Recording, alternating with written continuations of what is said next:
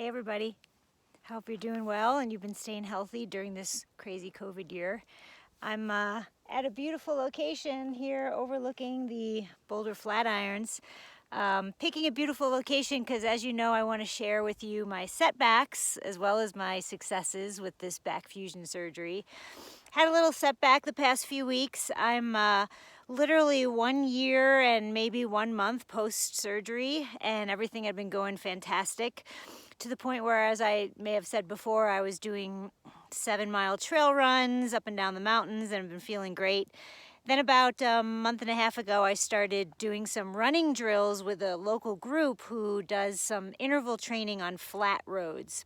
So running on the flat roads versus the mountainous stuff that I'm used to.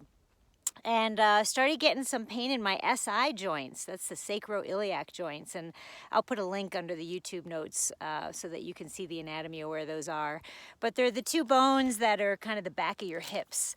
And when you get a back fusion, the two vertebrae that are fused, or 3 or 4, however many you have fused, those are going to be rock solid for a really long time. But it's the vertebrae above and below the fused area that are going to become a little bit cranky over the next 10 years because they're now taking up that extra mobility from the vertebrae that are no longer moving. So my SI joints have always been a little hypermobile because I was a dancer for so many years when I was young.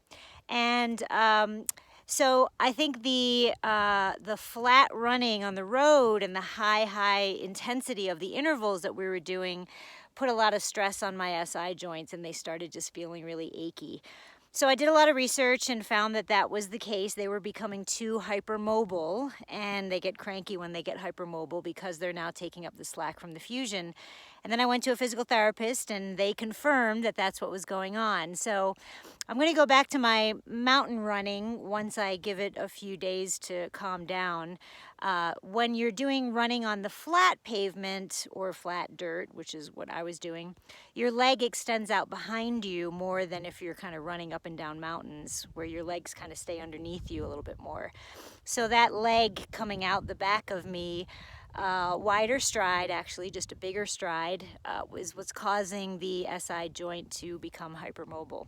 So I know a lot of athletes have been watching these videos, and I just wanted to let you know about that. I don't know if this is going to be long-term, or I have a feeling it will be long-term. I just won't be doing slow runs anymore. I'm only going to be able to run up mountains.